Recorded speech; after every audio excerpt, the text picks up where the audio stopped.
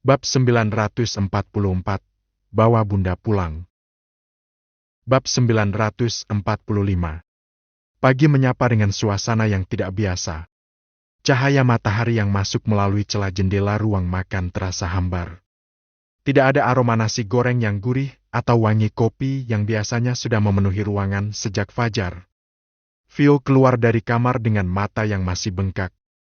Mukenanya sudah ia lipat rapi, dan hatinya sudah ia mantapkan untuk satu hal, memeluk bundanya dan meminta maaf sedalam-dalamnya. Ia ingin mengatakan bahwa ia tidak peduli lagi dengan apa yang terjadi puluhan tahun lalu, ia hanya ingin bundanya kembali tersenyum.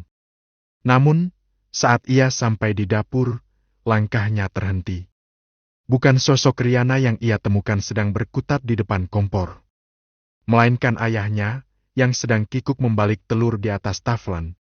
Di rumah ini memang tidak ada art. Riana selalu bersikeras ingin mengurus segalanya sendiri, sebuah bentuk dedikasi seorang wanita yang ingin menebus masa lalunya dengan menjadi istri dan ibu yang sempurna tanpa celah.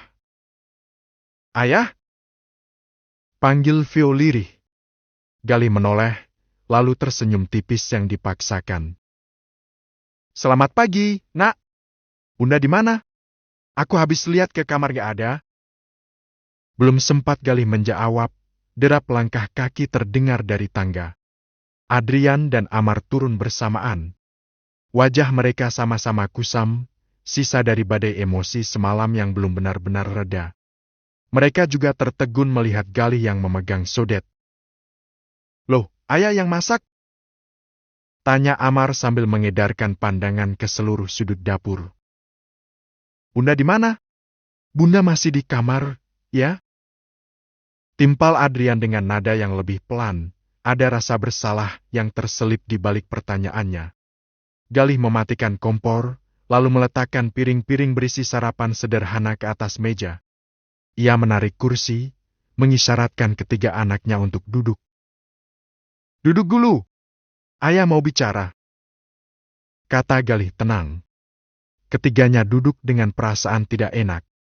Keheningan di meja makan itu terasa mencekik. "Bunda kalian, pagi-pagi sekali tadi sudah pergi. Dia minta izin pada ayah," ujar Galih membuka suara. "Kemana?" Vio, Adrian, dan Amar bertanya serentak. Jantung Vio berdegup kencang. Firasatnya memburuk. "Bunda pergi untuk menenangkan diri," jawab Galih singkat. Vio langsung terduduk lemas, bahunya merosot. "Ayah, kemana Bunda pergi?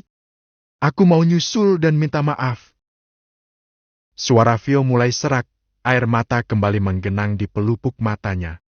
Ia menyesal setengah mati karena telah membiarkan malam berlalu tanpa kata maaf.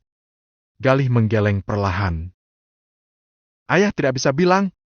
Bunda kalian tidak mengizinkan ayah memberitahu siapapun kemana dia pergi. Dia cuma bilang dia butuh waktu untuk menyelami semua yang terjadi. Dia merasa kehadirannya hanya akan membuat kalian merasa malu dan terbebani. Ini gara-gara aku." Isak Vio pecah. "Bunda pasti pergi karena sakit hati sama ucapanku semalam. Aku jahat, ya? Aku egois." Adrian hanya bisa menunduk dalam.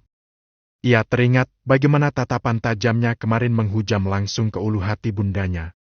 Rasa bersalah itu kini terasa seperti batu besar yang menghimpit dadanya. Galih menatap ketiga anaknya bergantian. Ia menghela napas panjang, mencoba menekan rasa sesaknya sendiri.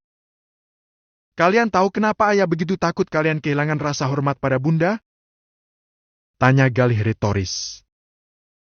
"Karena ayah pernah berada di posisi kalian. Dulu, ayah termakan hasutan Reza. Karena ucapannya, ayah meragukan bunda kalian. Ayah mengusir Riana dari rumah tanpa tahu kalau saat itu dia sedang mengandung kamu, Vio."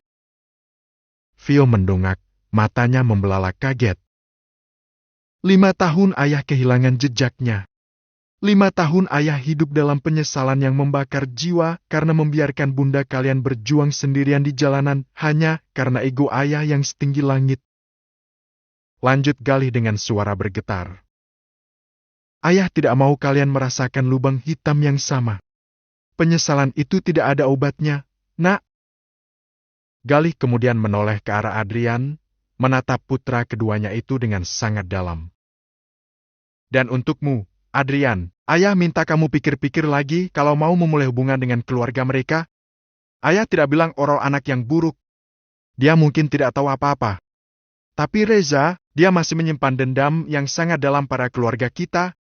Dia tidak akan berhenti sampai melihat keluarga ini hancur berkeping-keping. Adrian mengepalkan tangannya di bawah meja. Ia teringat bagaimana Reza menatapnya dengan senyum penuh kemenangan saat membongkar aib Priana. Ternyata, ia hanyalah pion dalam permainan dendam orang tua. Ia merasa sangat bodoh karena sempat meragukan wanita yang telah mempertaruhkan nyawa untuk melahirkannya hanya karena ucapan seorang pria yang penuh kebencian. Ruang makan itu kembali sunyi, namun kali ini sunyinya berbeda. Ada kerinduan yang mendalam pada sosok yang biasanya sibuk menyiapkan sarapan di sana. Mereka baru menyadari bahwa rumah ini tetap terasa kosong meskipun mereka lengkap, hanya karena satu nyawa paling berharga sedang memilih untuk mengasingkan diri dari luka yang mereka ciptakan sendiri. Ayah, tolong suruh Bunda pulang, bisik Amar lirih. Galih hanya bisa menunduk. Kita doakan saja. Biarkan Bunda mencari kedamaiannya dulu. Karena saat ini, dialah yang paling membenci dirinya sendiri. Adrian menunduk dalam. Rasa bersalah itu kini bukan lagi sekadar bayangan, melainkan sesuatu yang nyata dan mencekik lehernya. Ia teringat betapa sombongnya ia kemarin, menghakimi bundanya seolah ia adalah manusia paling suci di dunia. Ayah, maafkan aku, ucapnya lirih. Aku sudah keterlaluan pada Bunda. Kemarin aku sempat berpikir kalau Bunda adalah alasan kenapa hidup kita terasa seperti dibangun di atas kepalsuan. Galih tidak menjawab dengan amarah. Ia hanya menatap putranya dengan tatapan yang tenang, meski ada gurat kepedihan yang tak bisa disembunyikan di matanya. Tadinya, aku memang ada niat serius dengan Orol.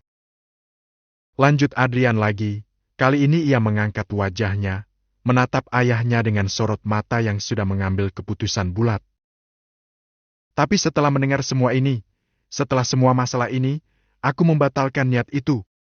Aku nggak bisa berhubungan dengan keluarga yang menghancurkan kedamaian rumah kita. Galih menghela napas panjang, sebuah embusan napas yang terdengar seperti pelepasan beban yang berat.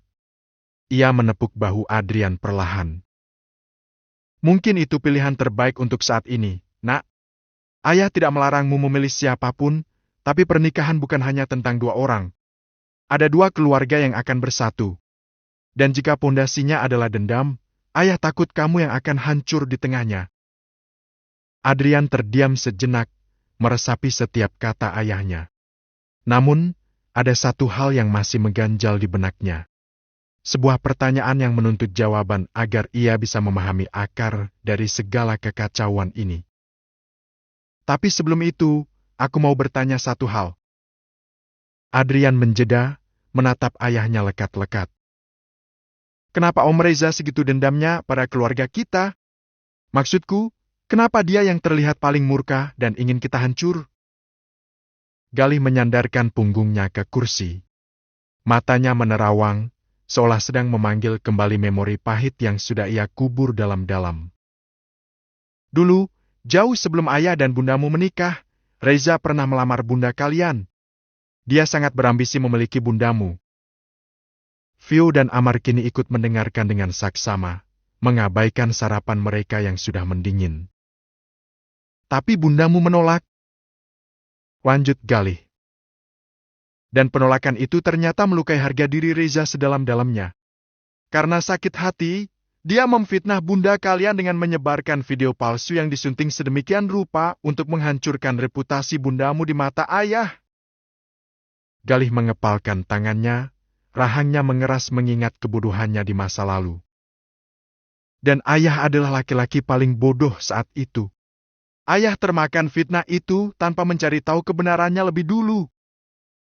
Adrian memejamkan mata. Sekarang semuanya menjadi jelas. Aurel mungkin memang tidak tahu apa-apa, tapi ayahnya adalah ular yang sedang menunggu waktu untuk mematuk. Adrian merasa bodoh hampir saja masuk ke dalam lingkaran setan itu. Vio yang sejak tadi hanya menyimak, kini bangkit berdiri dengan air mata yang kembali mengalir. Kita harus cari Bunda, ya.